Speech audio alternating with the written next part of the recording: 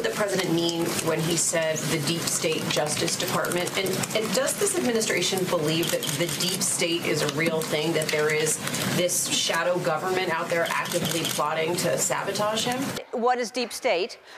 Is it near Dollywood? Because I'm in, if it is. And both the current guy in the White House and his son have been tweeting about the so-called deep state, which is a conspiracy theory that government employees loyal to Obama and Hillary are working behind the scenes to derail his presidency.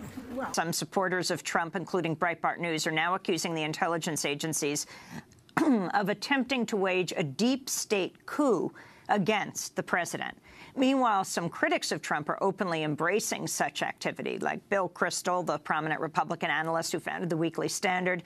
He wrote on Twitter, obviously strongly prefer normal democratic and constitutional politics, but if it comes to it, prefer the deep state to the Trump state. You take on the intelligence community, they have 6 ways from Sunday at getting back at you. You think you can push us off this because you can try to intimidate the director? You better think again, Mr. President. You've been around for 13 months. We've been around since 1908. I know how this game is going to be played. We're going to win. Okay, I will say this, because it's a message I've got from people from the CIA. I know a lot of officers, I know a lot of agents, I've been in their homes, and they're really delivering this to you and to Donald Trump.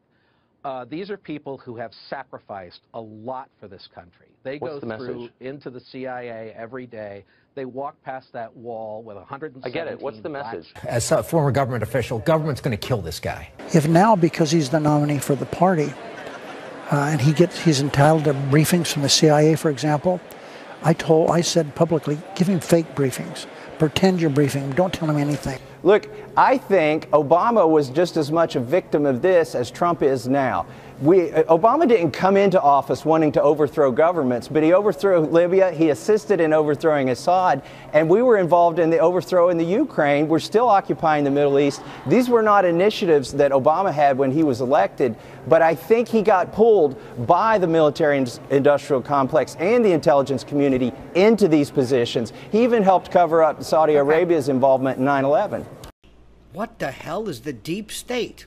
Everybody's talking about the deep state. What in the malarkey is a deep state? It seems like this is the buzzword of the week. This theory of the deep state. But this, I mean, based on what the Oxford Dictionary says, which is, it's a body of people, typically influential members of government agencies or the military, believed to be involved with the secret manipulation or control of government policy. Yeah. Is this One like would think Scandal? if this was real, if this was real, do you think he'd still be a sitting president right now? Every time I turn on the TV, they're talking about the deep state. My friends are talking about the deep state. I don't know what the deep state is. I think I do. Is that a conspiracy thing? Is that one of those tinfoil hat things? The former deputy director of the FBI, and parenthetically Mueller's deputy, confirmed in an interview last week the existence of the deep state and gave us a rare view as to how these guys think and what's going on. His name is Phil Mudd, and he served as deputy director to former FBI director Robert Mueller, the number 2 guy in the FBI. He said that the government is going to kill this guy. As a former government official, government's going to kill this guy. Meaning Trump. That's a direct quote. He said that the Trump's defense of Russian President Vladimir Putin has compelled federal employees at Langley, Foggy Bottom, CIA, and state to try to take Trump down. Washington, D.C. is not really run by elected officials. It's run by bureaucrats, the contractors, the surveillance communities, the police agencies. And of course, over the years, that's actually grown now to where you have the Department of Homeland Security, which came into being after 9/11. The massive NSA, CIA operations that are spying on everything Americans do. Nothing is private anymore. That's being realized. What we call the government Washington, D.C. is really not the government. In other words, when you vote and you elect someone, you're not really electing the government that runs things. There's a deeper government there. It's something which has been called the deep state. An obscure, invisible group of core members of the establishment pulling the strings behind the scenes, working together, conspiring to make sure that they always get their way. Many people point to bureaucrats, government officials, retired officials, globalists, corporatists, secret societies, legislators, contractors, and even media personalities who manipulate and defend established government status quo policies as the foot soldiers in this deep state. And to me, this manipulation is exemplified every 4 years during presidential elections in the United States, especially around the topic of foreign policy. Many people don't know this, but George W. Bush ran as a non-interventionist, an isolationist in 2000. Barack Obama promised similar policies and ran on the ideas of peace, hope, and fricking change. Meanwhile, both have come out as bloodthirsty war hawks pushing failed foreign policy objectives that are ridiculously dumb and hurt our country, continuing those policies as if nothing has changed with every new president. What are you talking about? I read the paper. I get USA Today. I get CNN. What are you talking about? Do you have any people being paid by the CIA who are contributing to a major circulation American journal? We do have people who submit pieces to American journals. Do you have any people paid by the CIA who are working for television networks? This, I think, gets into the kind of getting into the details, Mr. Chairman, that I'd like to get into in executive session. This parallel government, rogue government, shadow government, state within a state, deep state. What the hell are you people talking about? This is not unique to the United States. The United States learned some of this from the British, who learned it in turn during the 19th century, where they were a dominant imperial power around the world. They cut their teeth on this stuff. The other major powers are definitely engaged and capable of these same types of operations. And small powers as well. Israel is an example. The CIA grew out of the OSS during World War II, which had been established during World War II. Its earliest years are interesting because the new president, Harry Truman, did not trust the OSS because he felt it was too dominated by parts of the Democratic Party that he didn't align himself with. So he abolished the OSS. Then they first created a smaller intelligence agency from the remains of the old OSS called the Central Intelligence Group. And that was focused on analyzing intelligence. It wasn't a covert operations agency. About 2 years after that, many of the agents who had worked on the covert operations side, the paramilitary warfare operations, black operations, that sort of thing, were re-established in an outfit called the Office for Policy Coordination. And this office, quote unquote, eventually grew to have about 5,000 agents in the early Cold War years. So the existence of this office was itself entirely top secret. It had no open existence at all. And it wasn't until some years later that the Office of Policy Coordination was folded into the CIA, and the CIA became an agency, I'm talking about the early 1950s now, that openly had both a clandestine black operations arm and an intelligence analysis arm. The OPC was set up to organize propaganda, economic warfare, preventive direct action, sabotage, demolition, subversion against hostile states, including assistance to underground resistance groups and support of indigenous anti-communist elements in threatened countries of the free world. What happened at the end of World War II, when Truman disbanded the OSS, the covert operators were in the wilderness for a little while. And some of them had been leading Wall Street bankers and lawyers. And there's a certain logic there.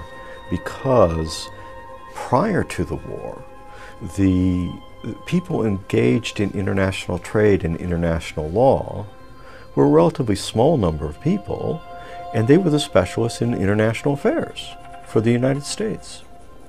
So, for example, the man who was later to become chief of covert operations, black operations for the CIA, was a man named Frank Wisner, quite a prominent Wall Street lawyer. The man who later became the director of the CIA was Allen Dulles. His career prior to World War II was basically in international law and cutting deals of one sort or another with trade partners around the world. Some of the trade partners included fascists, some aspects of Nazi Germany or companies associated with Nazi Germany, Italy. Prior to the war in World War II in Poland, there had been a military dictatorship, a very authoritarian country. Allen Dulles was made part of his living by helping to finance deals that kept that government in power. And there's many other examples along the same lines. During the war, they went into covert operations for the U.S. government because they had some expertise in dealing with foreign countries. After the war, they went back to Wall Street for a short time. And then by the late 1940s, they were back in the intelligence complex, in the two examples that I mentioned, in leadership and management type roles. From the beginning, the CIA was steeped in elitism. Its top leadership was made up mostly of Wall Street lawyers, while new recruits were sought through the top Ivy League universities. Gaddis Smith, a history professor at Yale, remarked that Yale has influenced the Central Intelligence Agency more than any other university, giving the CIA the atmosphere of a class reunion. Does the military engage such task forces of undercover operatives to carry out off-the-record missions? The answer to that question is yes. That answer comes from a number of sources, including Colonel L. Fletcher Prouty. As a colonel in the U.S. Air Force and Chief of Special Operations for the Joint Chiefs of Staff, Prouty worked from 1955 to 1964 as the liaison procuring military supplies, equipment, and logistics support for CIA Special Operations worldwide. In his 1973 tell-all, The Secret Team, Prouty discussed the inner workings of America's intelligence community, noting, "Sheep-dipped is an intricate Army-devised process by which a man who is in the service as a full-career soldier or officer agrees to go through all the legal and official motions of resigning from the service. Then, rather than actually being released, his records are pulled from the Army personnel files and transferred to a special Army intelligence file. Substitute, but nonetheless real-appearing records are then processed, and the man leaves the service. He is encouraged to write to friends and give a cover reason why he got out. He goes to his bank and charge card services and changes his status to civilian, and does the hundreds of other official and personal things that any man would do if he really had gotten out of the service. Meanwhile, his real Army records are kept in secrecy, but not forgotten." This tactic was used, for example, in Project Heavy Green during the U.S. military participation in Vietnam in the 1960s. Restricted from deploying troops in Laos by the 1962 Geneva Accords, 48 Air Force personnel were instead sheep-dipped and deployed in Laos as civilian employees of Lockheed to service a bombing radar installation there. Further on, concerning the realization of the Dulles-Jackson Korea's report's method of placing CIA agents throughout the government, quote, "Many of these people who have reached positions of great responsibility, I believe that the most powerful and certainly the most useful agent the CIA has ever had operates in just such a capacity within another branch of the government, and he has been there for so long that few have any idea that he is a long-term career agent of the CIA. Through his most excellent and skillful services, more CIA operations have been enabled to take place than can be laid at the feet of the agency, at the feet of any other, more legitimate agent. This was the plan and the wisdom of the Dulles idea from the beginning. On the basis of security, he would place people in all areas of the government, and then he would move them up and deeper into their cover jobs, until they began to take a very active part in the role of their own organizations. This is how the ST was born, the secret team. Today, the role of the CIA is performed by an ad hoc organization that is much greater in size, strength, and resources than the CIA has ever been visualized to be. So the first question I have here would be, how, quote, on the basis of security, unquote, would Allen Dulles, quote, place people in all other areas of the government? Well, one of the first things that I realized was that it was Mr. Dulles' desire to have the office that General White asked me to create in the Air Force headquarters in order to create a focal point system. And as Mr. Dulles told me later, he said, I don't want various people from my agency going into the Pentagon and dealing with different people there, and therefore uncovering the activities of the CIA to a large number of people, because obviously such a ring would then proliferate to others, and if they wanted submarines, they'd have to bring in some Navy people, and if they wanted helicopters, they'd have to talk to some Army people. He said, I want a focal point. I want an office that's cleared to do what we have to have done, an office that knows us very, very well, and then an office has access to a system in the Pentagon, but the system will not be aware of what initiated the request. They'll think it came from the Secretary of Defense. They won't realize it came from the Director of Central Intelligence. So you see, the Dulles philosophy was to control the focal point area. This led then to the creation of focal point offices everywhere. And as I established this Tab 6 organization, we called it, in every major staff area within the Air Force, because that was my jurisdiction at the time, I would have cleared people, another focal point, you might say a sub-focal point, a person I could go to who had been given ahead of time the authority to do whatever it was that he was authorized to do. And we stressed that authorized business. He would have to be sure he had orders either from my office or directly up to the Chief of Staff, and that we knew what we were doing for CIA. Well, this leads to another step you might call breeding. We had to work with various agencies of the government, not just the Defense Department. We had to have contact points in the State Department, in the FAA, in the Customs Service, in the Treasury, in the FBI, and all around through the government, up in the White House. And gradually we wove a network of people who understood the symbols and the code names and the things we were doing and how we handled money, which was the most important thing. And then we began to assign people there who those agencies thought were from the Defense Department, but they actually were people that we put there from the CIA.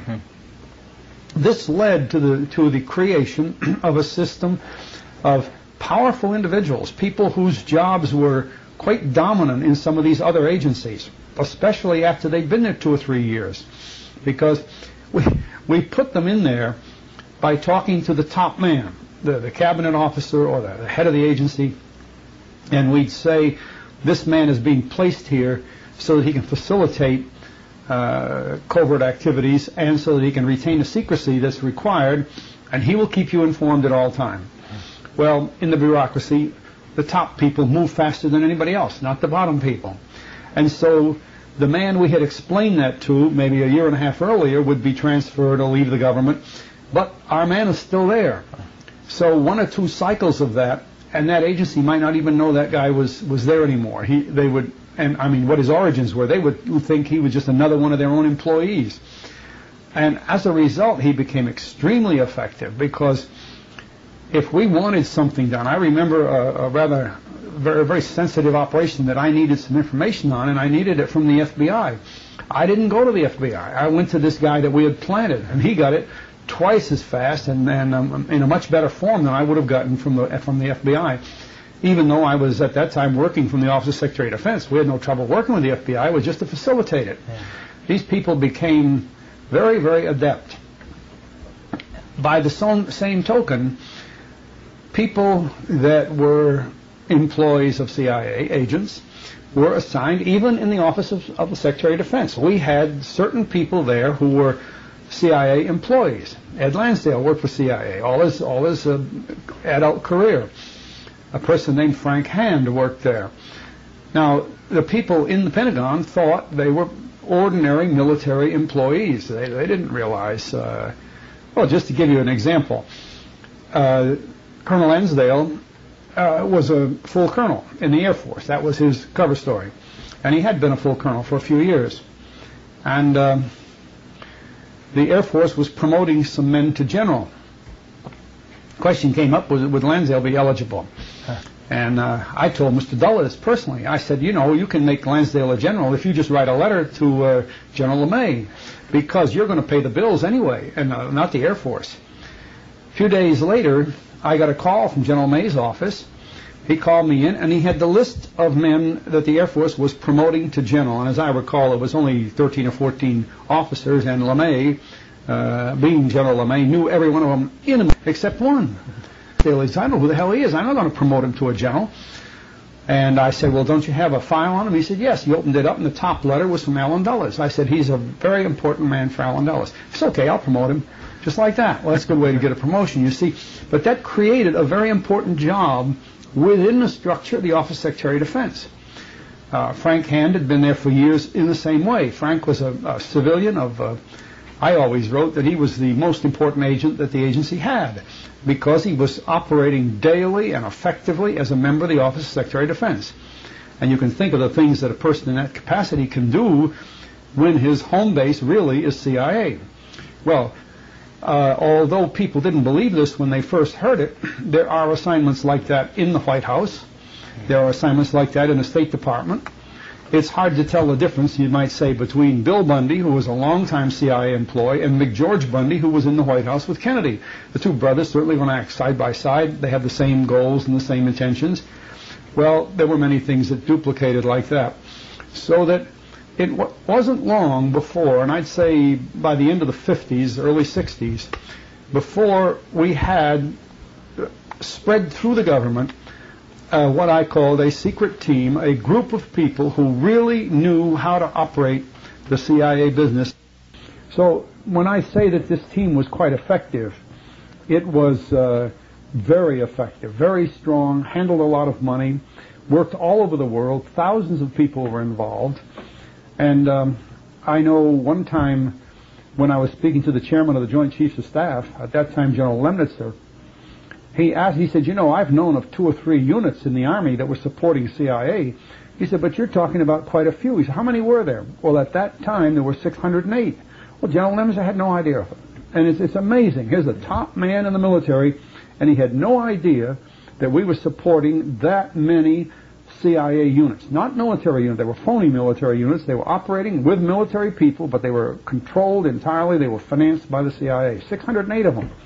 And I'm sure that from my day it increased. I know it didn't decrease.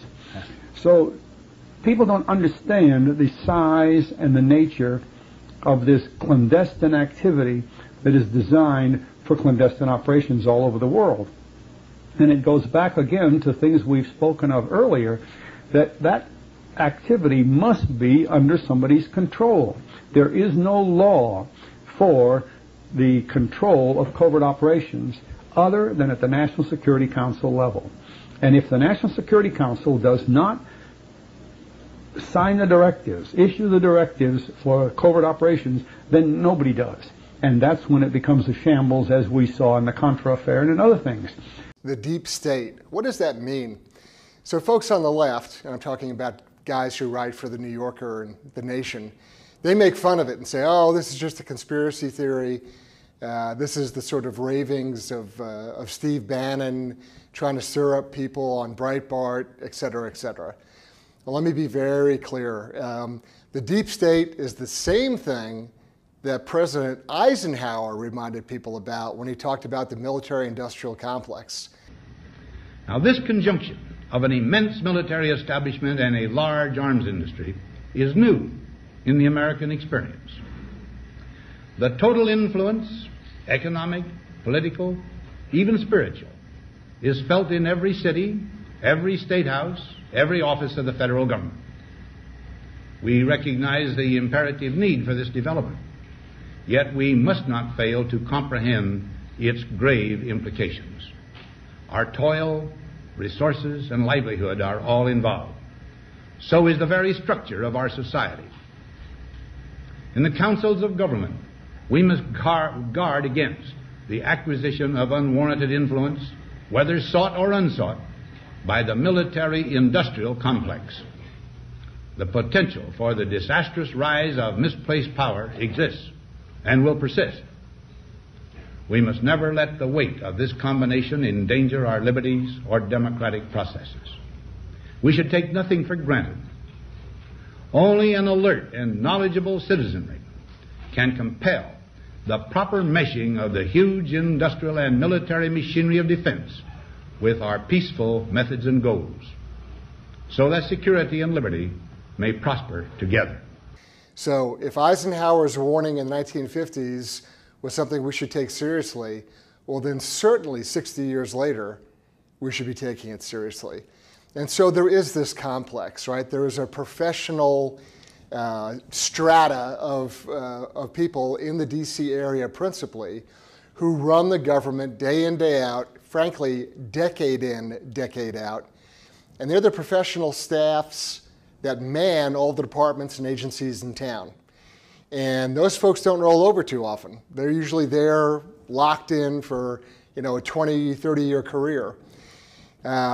They're the folks that are really the deep state. They are the long-term career professionals who do all the heavy lifting at all these different agencies.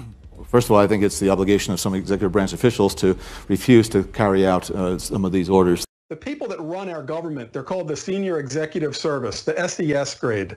Used to be nicknamed super grades. They're above GS-15 level. They're the generals that never go away. They're the civilian clothes-wearing generals of the bureaucracy. They are the deep state, the SESs. If people have to drive it, the senior leadership, if the SES, if there's ever any group that needs a collaboration video space in the federal government, it's the senior executives across the federal government. What I would like to see is, oh my God, what I would like to see is, you know, it's great about going to the American public and we're dealing all this out. Get back in here. These people work for you. You're the president.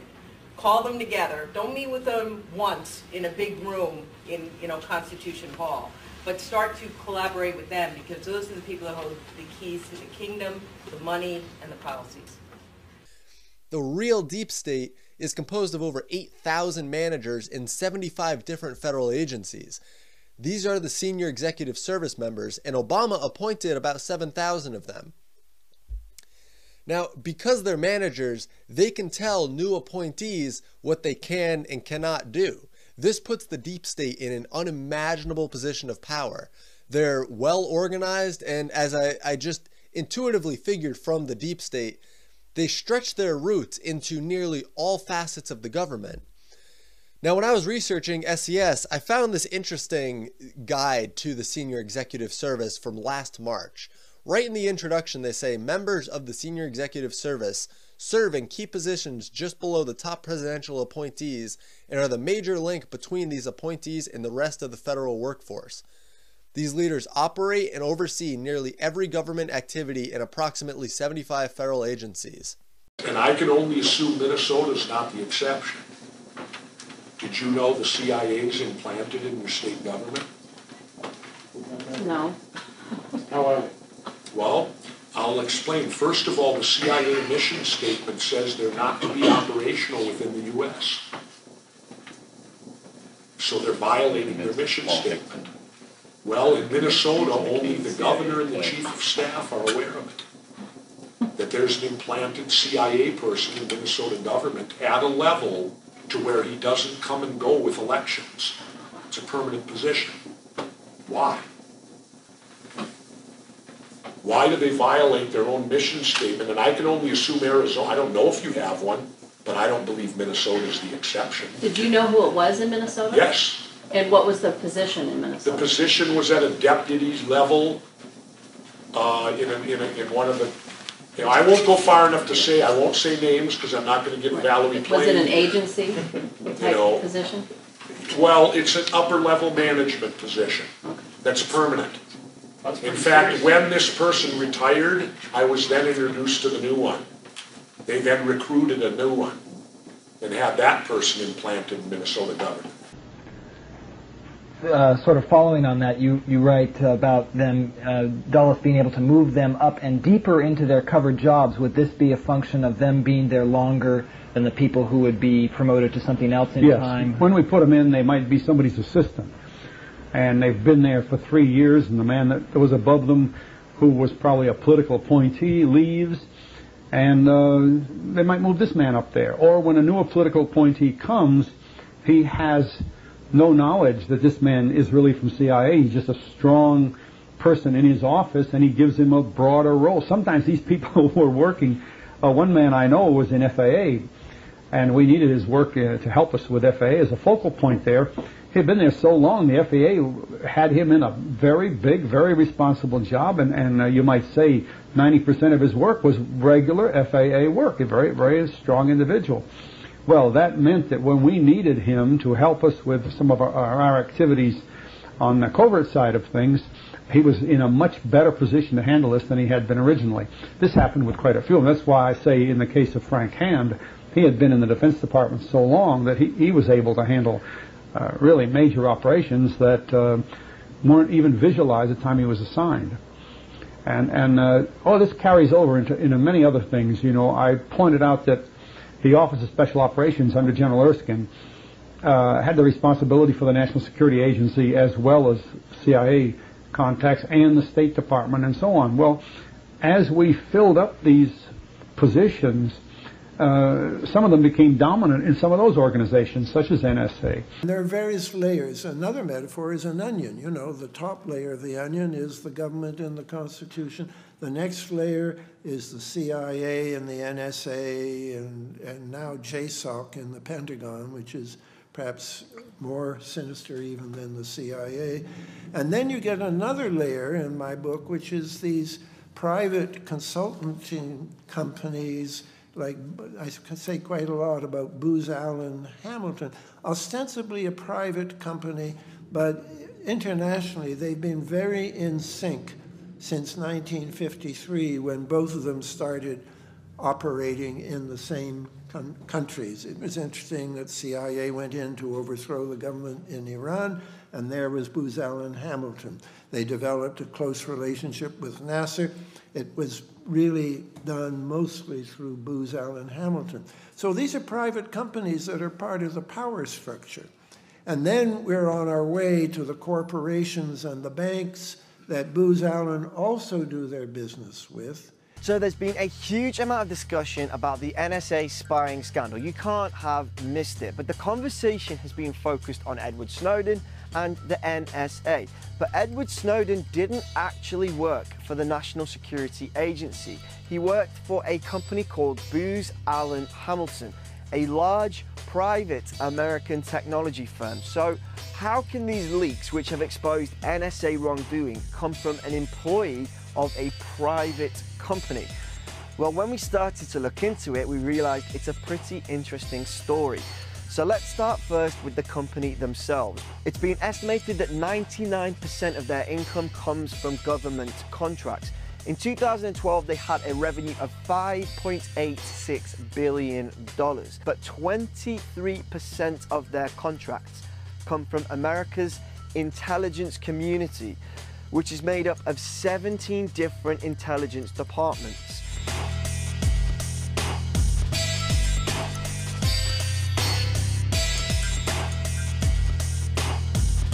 You could say that Booz Allen Hamilton are specialists in winning government intelligence contracts. So how do they do that? Well, again, that's an interesting story. We'll start with this guy, Mike McConnell. Between 1992 and 1996, Mike McConnell was the director of the National Security Agency. So when Mike McConnell retired from the NSA, he was offered a job at, you guessed it, Booz Allen Hamilton. He brought with him all of his government contacts, and he was soon promoted to senior vice president of his new company. Well, Mike McConnell left Booz Allen Hamilton in 2007 because George Bush, who was president at the time, named him as the Director of National Intelligence. The Director of National Intelligence oversees the 17 members of America's intelligence community. Again, the very same community that Booz Allen specialize in servicing. That's people like the CIA, the NSA, and a whole bunch of agencies you've probably never heard of. They all report to the Director of National Intelligence, who reports back to and advises the President. At this time, McConnell was also the chairman of the board for the Intelligence and National Security Alliance. It's a public policy forum which, according to the Washington Post, was working to introduce a growing network of private contractors, large and small, to government intelligence agencies. And no one seemed to have a problem with this. I plan to continue the strong emphasis on integration of the community to better serve all of our customers. That will mean better sharing of information, increased focus on customer needs and service, improved security processes, and deeper penetration of our targets. So just 4 months after leaving Booz Allen Hamilton and starting his new job as Director of National Intelligence, one of Mike McConnell's staff was giving a presentation at an intelligence industry conference. And in the presentation was this slide. It literally marks the date of September the 11th and shows how contracts and spending increased dramatically after the event. The presentation also showed that 70% of the annual budget, which was $60 billion at the time, was spent on contracts with private firms. A later slide cheerily proclaimed, "We can't spy if we can't buy." Under McConnell, the total intelligence budget of the government, in case you're confused, increased from $63.5 billion in 2007 to $76.2 billion in 2009, after which he left the government and headed straight back to Booz Allen Hamilton, where he is still the vice chairman. Booz Allen Hamilton actually boast on their own website about the influence Mike McConnell had, saying, as the Director of National Intelligence, he managed the expansive national intelligence community, an organization of over 100,000 people, and an annual global enterprise budget of over $47 billion, and had extensive interactions with the White House, the President's Cabinet, Congress, international leaders, and the US business community. If you think the story ends there, then you're mistaken. The current Director of National Intelligence is a guy called James Clapper, and wouldn't you know it, he was previously an executive at Booz Allen Hamilton. He's the guy who sat in front of Congress and said this: does the NSA collect any type of data at all on millions or hundreds of millions of Americans? No, sir. It does not. Not wittingly. Not wittingly. So the people appointed to the highest positions in the American intelligence agencies go and work in the highest positions of American intelligence industries. Then they go back to government, and then they go back to the American intelligence industry. You have to wonder if these guys are able to set policy whilst they're in government, then exploit that policy financially whilst they're at a private company. And it isn't isolated to these two examples either. James Woolsey used to be the head of the Central Intelligence Agency. He's currently Senior Vice President at Booz Allen Hamilton. Melissa Hathaway is a former executive at Booz Allen Hamilton. She used to work for Mike McConnell during the Bush administration. Richard J. Wilhelm, Executive Vice President of Booz Allen Hamilton. He was formerly Executive Director for Intelligence Community Affairs at the Central Intelligence Agency. But once again, the story does not end here. Booz Allen Hamilton is actually owned outright by a company called the Carlyle Group.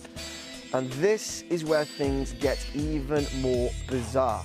For decades, the Defense Advanced Research Projects Agency, or DARPA, has been the American governmental body tasked with conducting high-risk, high-payoff research into cutting-edge science and technology. responsible most famously for developing the world's first operational packet switching network that eventually became the core of the internet. DARPA tends to garner headlines these days for some of its more outlandish research proposals, and is generally looked upon as a blue sky research agency whose endeavors only occasionally bear fruit. In the post-9/11 consolidation of the American intelligence community, IARPA, or the Intelligence Advanced Research Projects Agency, was created to serve as the spymaster's equivalent of DARPA's defense research. In contrast to this, In-Q-Tel was formed by the CIA in 1999 as a private, not-for-profit venture capital firm with the specific task of delivering technology to America's intelligence community. Publicly, In-Q-Tel markets itself as an innovative way to leverage the power of the private sector by identifying key emerging technologies and providing companies with the funding to bring those technologies to market. In reality, however, what In-Q-Tel represents is a dangerous blurring of the lines between the public and private sectors, in a way that makes it difficult to tell where the American intelligence community ends and the IT sector begins.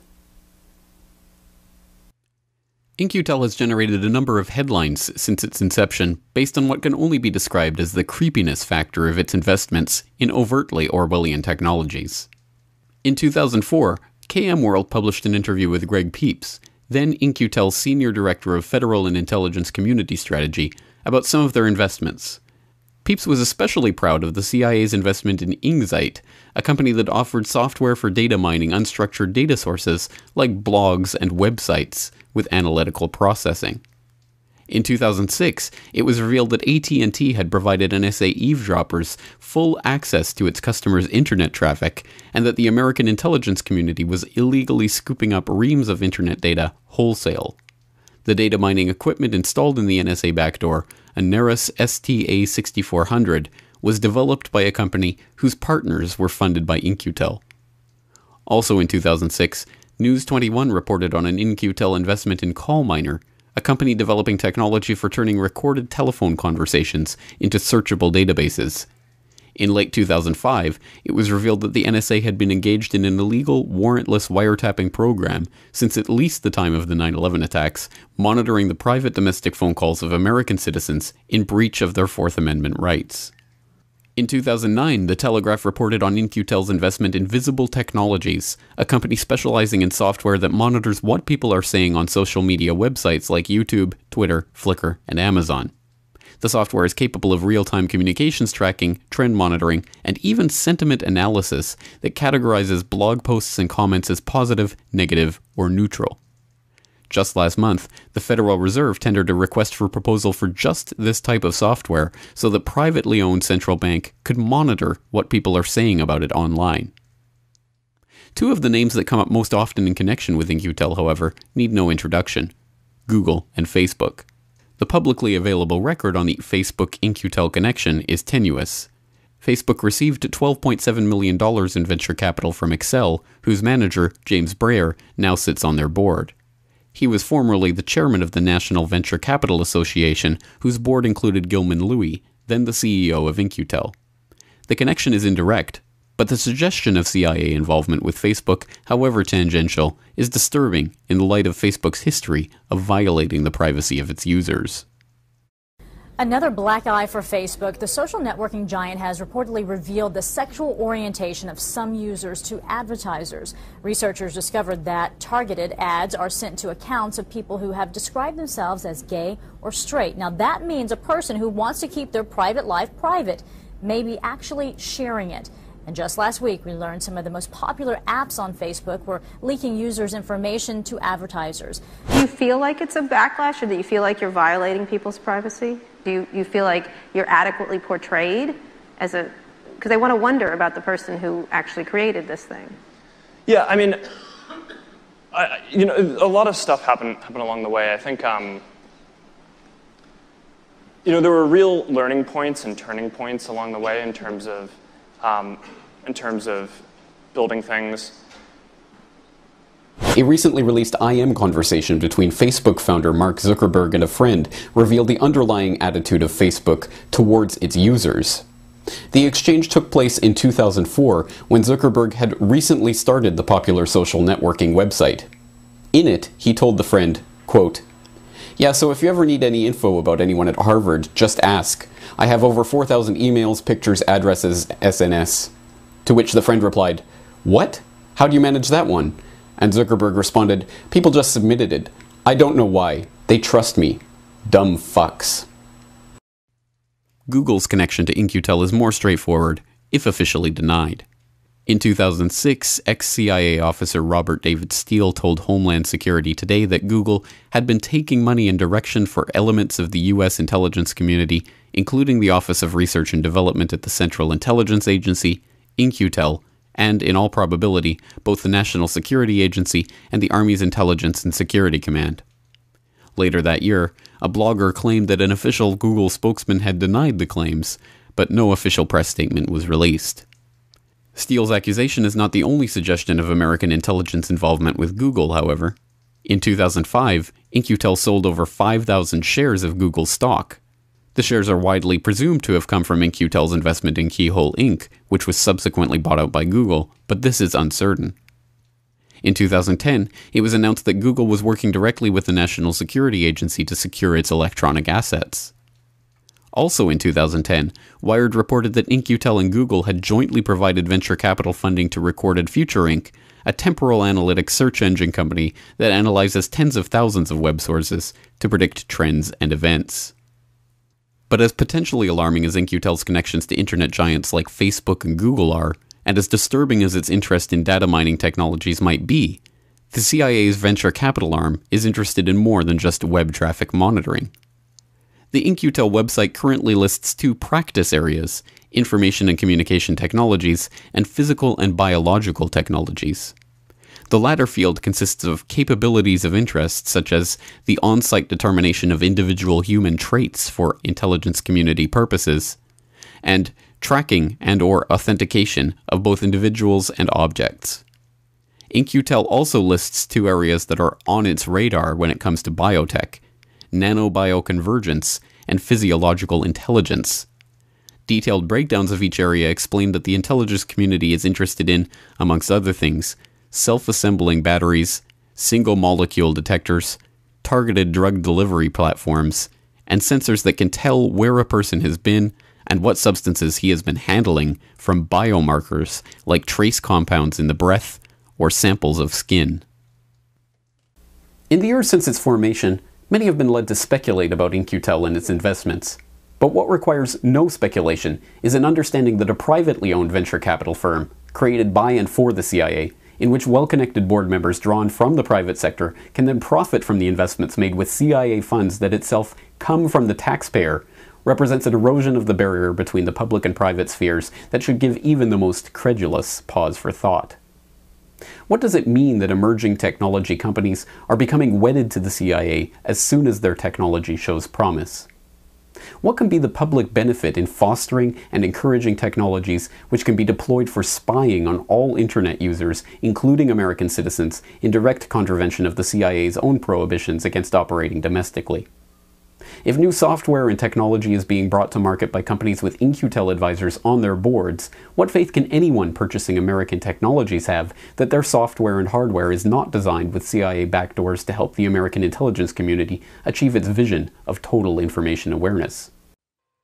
It didn't take long from the birth of the World Wide Web for the public to start using this new medium to transmit, collect, and analyze information in ways never before imagined.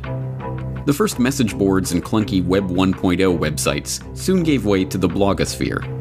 The arrival of social media was the next step in this evolution, allowing for the formation of communities of interest to share information in real time about events happening anywhere on the globe. But as quickly as communities began to form around these new platforms, governments and militaries were even quicker in recognizing the potential to use this new medium to more effectively spread their own propaganda. Their goal? To shape public discourse around global events in a way favorable to their standing military and geopolitical objectives. Their method? The weaponization of social media.